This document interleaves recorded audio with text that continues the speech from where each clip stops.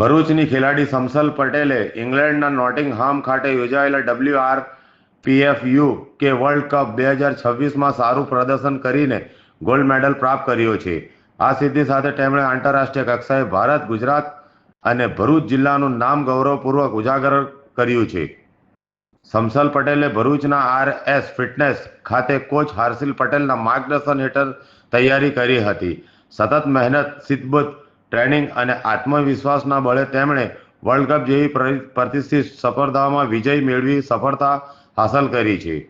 તેમની આ સિદ્ધિ બદલ WRPF India, PFI Gujarat, sports power fitting action તેમજ RS ફિટનેસ ભરૂચ દ્વારા અભિનંદન પાઠવવામાં આવ્યા છે.